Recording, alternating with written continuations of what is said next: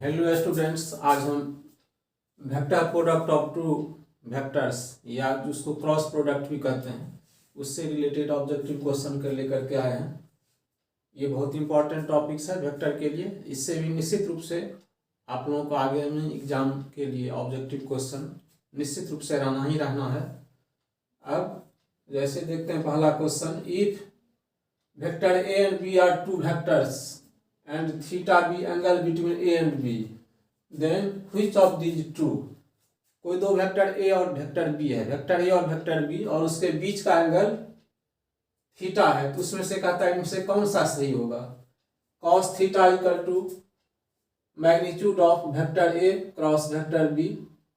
इसको cross product इसीलिए कहा गया है क्योंकि ये मल्टीप्लाई का चिन्ह है, जिसको हम क्रॉस भी कहते हैं, लेकिन ये एक्चुअली मल्टीप्लाई का चिन्ह है, इसलिए इसका नाम पड़ गया क्रॉस प्रोडक्ट।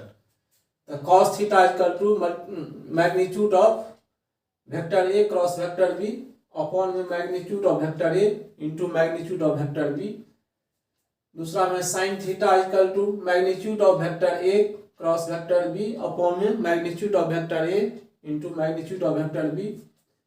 सी में tan theta equal to magnitude of vector A cross magnitude of vector A cross vector B upon में magnitude of vector A into magnitude of vector B.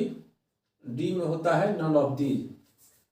अब जैसे कि जानते हैं vector A cross vector B, ये होता है आपका ए बी साइन थीटा।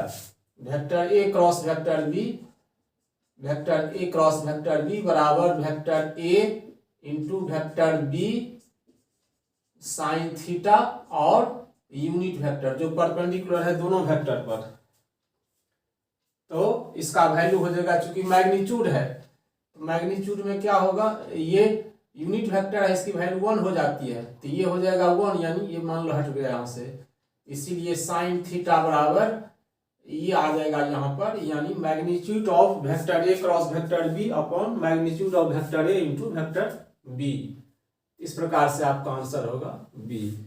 यानी ये याद रखिए, vector A cross vector B equal to magnitude of vector A into magnitude of vector B into sine theta. Theta होता है दोनों वेक्टर के बीच का एंगल, और ये यूनिट वेक्टर जो परपेंडिकुलर होता है दोनों वेक्टर पर। जैसे मान लीजिए वेक्टर ए है आपका, ये है वेक्टर ए और ये वेक्टर बी, और इस पर परपेंडिकुलर कोई वेक्टर होता है जिसको हम यूनिट वेक्टर से कहते हैं, लिखते हैं।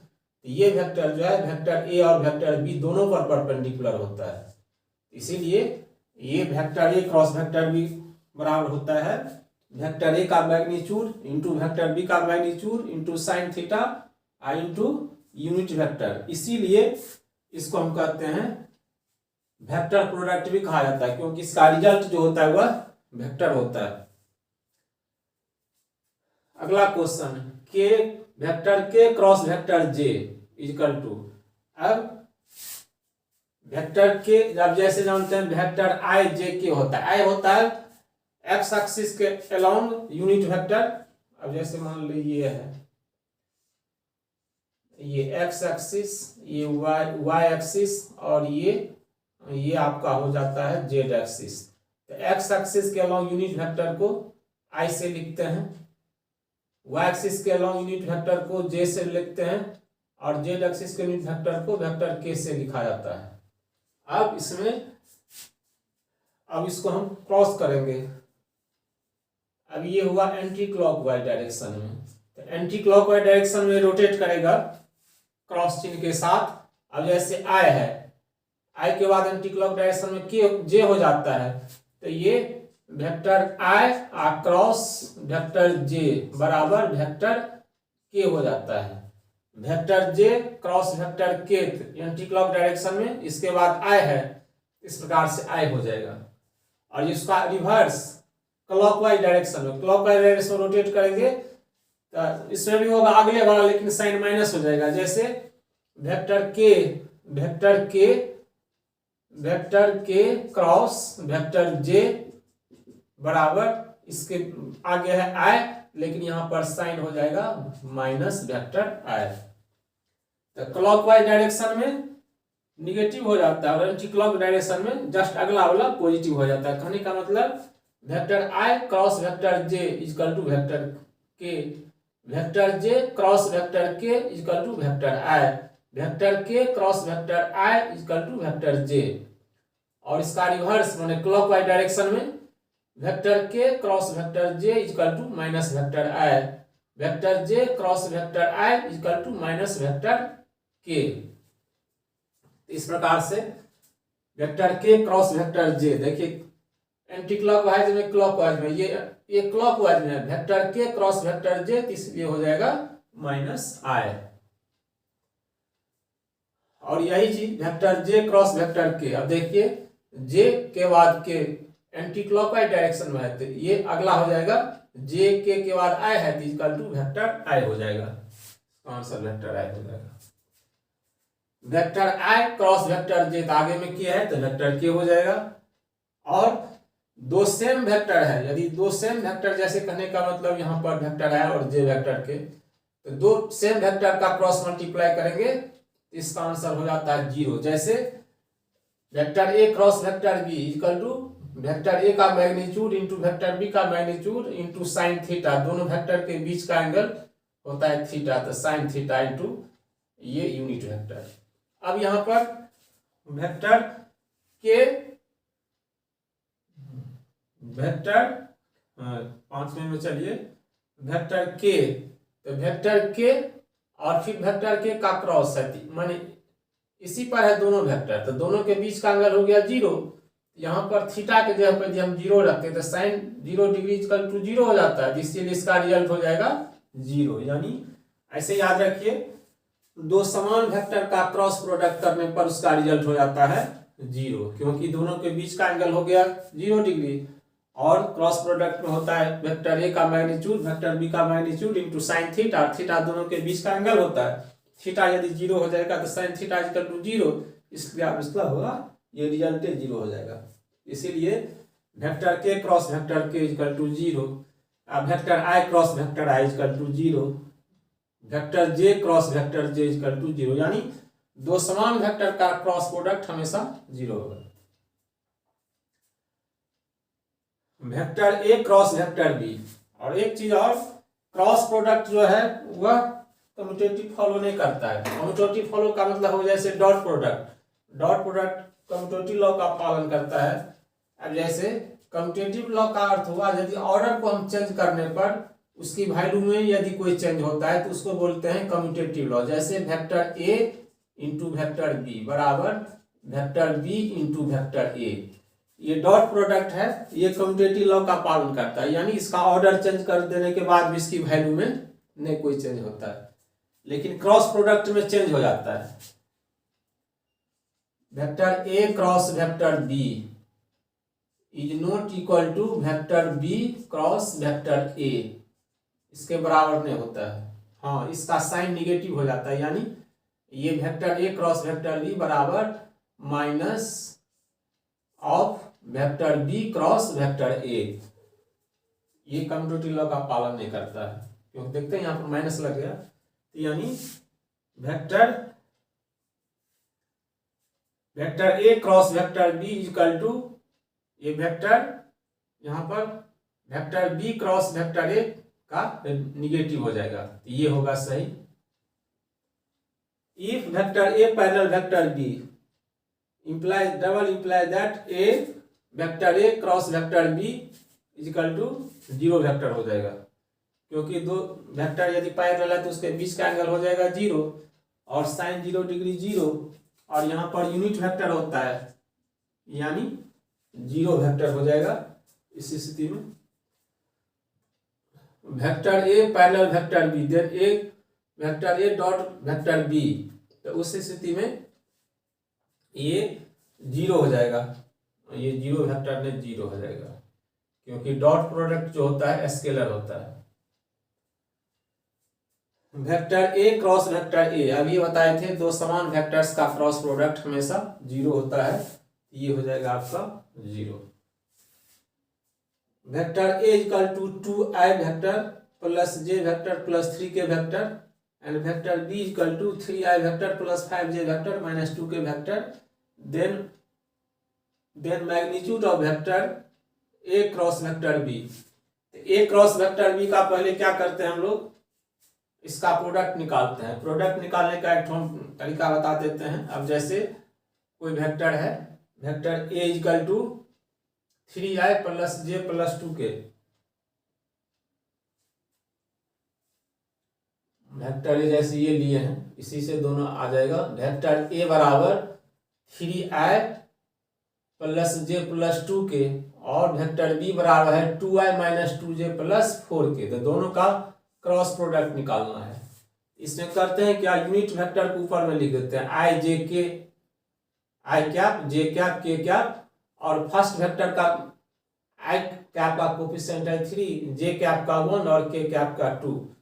तो 3 इसका कोफिशिएंट लिखेंगे 3 1 2।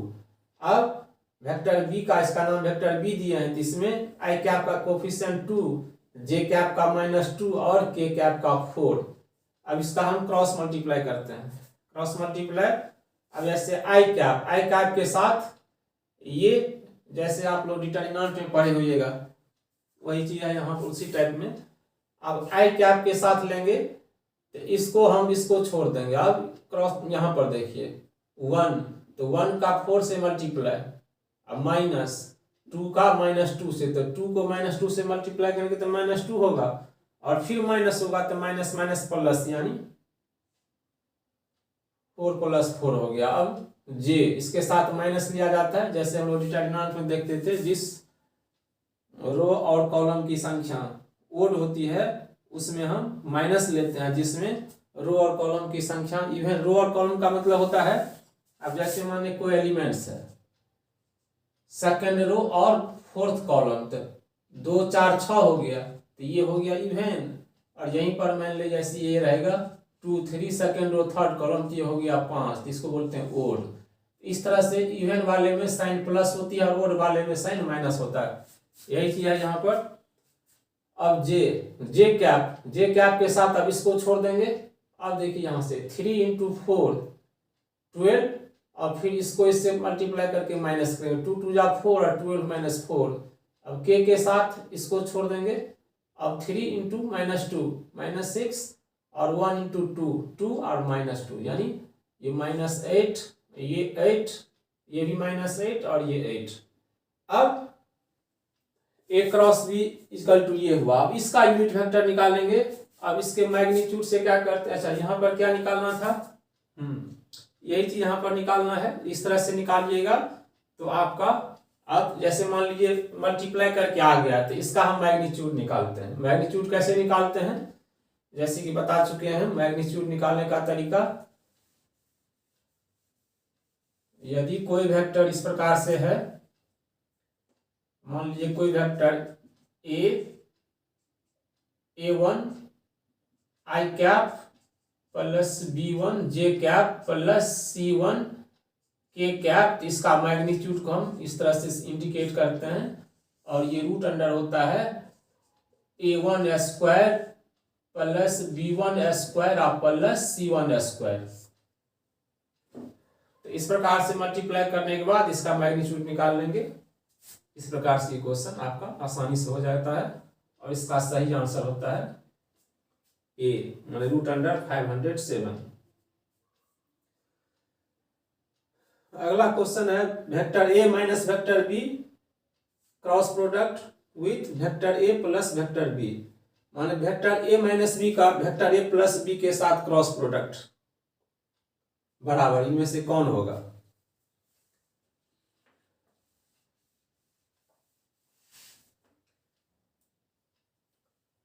अब vector A minus vector B का क्रॉस प्रोडक्ट है vector A plus vector B के साथ।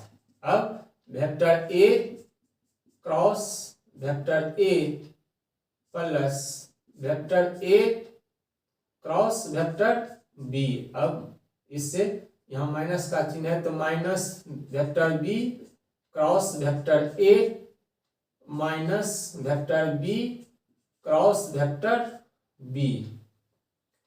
अब जैसे कि कई बार इसका चर्चा कर चुके हैं। दो समान वेक्टर का क्रॉस प्रोडक्ट हो जाता है 0, ये हो गया आपका 0, यहाँ भी ये 0, बच गया ये दोनों, तो A क्रॉस B, और अब ये बताएं A cross B equal to minus B cross A, तो इसके जगह पर हम लिख सकते हैं ये A cross vector B cross, यानी दो ठो हो गया, दो A cross vector B cross, यानी इस प्रकार से इसका आंसर हो जाएगा ये। If theta is angle between vector A and vector B, then and magnitude of vector A into vector B is equal to magnitude of cross product of vector A and vector B, then theta is equal to।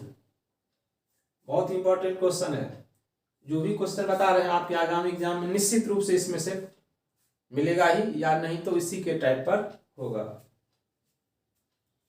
ये आपने समझ गए, दोनों का cross product कर लिए, समान vector का क्रॉस प्रोडक्ट 0 तो ये 0 हो जाता है। अब बच गया कौन चीज, vector A cross vector B और minus B cross vector A। Vector A cross vector B बराबर होता है minus B cross vector minus A, तो यानी ये दोनों बराबर हो गया, तो दो ठो हो गया A क्रॉस B, यानी 2 इंटू A क्रॉस B, यानी vector A cross vector B। अगला क्वेश्चन है, if theta is angle between vector A and B, यानी A और B के बीच एंगल पे थीटा है, ये दिया हुआ है equal to vector A cross vector B। अब इसका वैल्यू हो जाता है A B साइन थीटा, और ये हो जाएगा ए बी कॉस थीटा। अब यहाँ से देखिए ए बी से ए बी कैंसिल, अब हम इसको इधर ले आते हैं, तो साइन थीटा अब बट्टा कॉस थीटा, तब हो जाता है 1, यानी tan थीटा बराबर 1। यही थीटा निकालना है, थीटा कितना डिग्री वैल्यू 1 होता है, π/4, यानी 45 डिग्री। इस प्रकार से ये हो जाएगा π/4। And unit perpendicular vector to each vector 3i cap plus j cap plus 2k cap and 2i cap minus 2j cap plus 4k cap। मैंने दो वेक्टर दिया हुआ है और कहता है एक ऐसा वेक्टर निकाल, यूनिट वेक्टर निकालिए जो दोनों पर परपेंडिकुलर होता है। इसके लिए हम लोग करते हैं क्या, जैसे यहाँ पर किए हैं, यही क्वेश्चन है। अब दोनों का क्रॉस प्रोडक्ट निकाल लेंगे। जैसे मान लीजिए इसका नाम दे दिए हम A, इसका नाम हम दे दिए मान लीजिए वेक्टर A, और इसका नाम दे दिए वेक्टर B, तो दोनों का क्रॉस प्रोडक्ट निकाल लेंगे। दोनों का क्रॉस प्रोडक्ट हो गया 8i cap minus 8j cap minus 8k cap. अब ऐसा वेक्टर जो इस दोनों परपेंडिकुलर होगा, तो इसका इसी के डायरेक्शन में इसका यूनिट वेक्टर निकालना है, तो इसी के डायरेक्शन में इसका यूनिट वेक्टर जो होगा वह दोनों पर परपेंडिकुलर होगा। तो ये हम निकालेंगे 8i cap minus 8j cap minus 8k cap, और इसका मैग्नीट्यूड हो जाएगा 8 का स्क्वायर प्लस माइनस 8 का स्क्वायर प्लस माइनस 8 का स्क्वायर, तो माइनस a स्क्वायर होगा तो प्लस ए होगा, तो यानी 3 ठो 8 स्क्वायर हो गया। तो ऊपर में यदि हम 8 कॉमन ले लेते हैं तो i cap minus j cap और माइनस k कैप, और यहाँ भी यदि 8 कॉमन ले लेते हैं तो यहाँ से एक, यहाँ से एक, यहाँ से एक, तो √3 8 स्क्वायर है, तो 8 स्क्वायर कॉमन लेंगे तो बाहर करेंगे तो अंडर रूट है तो 8 बचेगा, और नीचे में यहाँ जैसे मान लो यहाँ पर 8 स्क्वायर कॉमन ले लेते हैं तो 1 प्लस 1 प्लस 1 आ स्क्वायर है, अंडर रूट है, तो इसको बाहर करेंगे तो रूट हट जाएगा, यानी केवल 8 बचेगा बाहर में आकर के, और अंदर में 1 2 3 यानी 3 हो जाएगा। 8 से 8 कट गया, ये हो गया माइनस आई कैप माइनस जे कैप और माइनस के कैप, ये होगा इसका आंसर, आई कैप माइनस जे कैप माइनस के कैप। इस प्रकार से आंसर हो गया ये।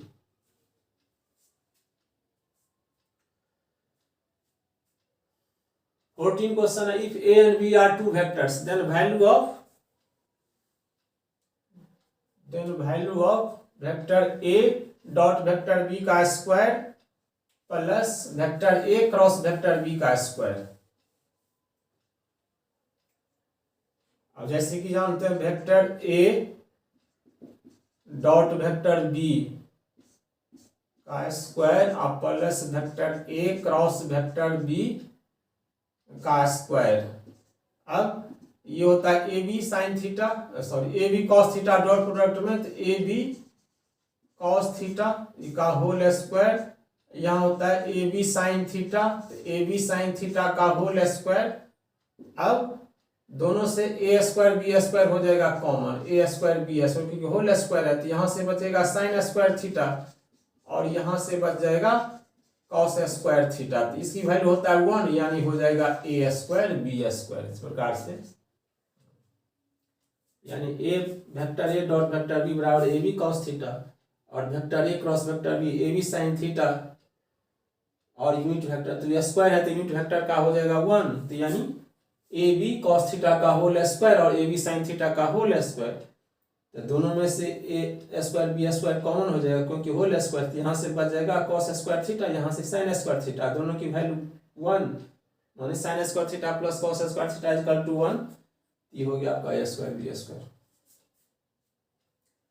If vector A and vector B are two vectors and theta is angle between vector A and vector B, then A cross vector B cross, मान vector A cross vector B, तो ये फॉर्मूले है vector A का magnitude into vector B का magnitude into sine theta और into unit vector, ये answer हो जाएगा। इस प्रकार से ये बहुत ही इंपॉर्टेंट है।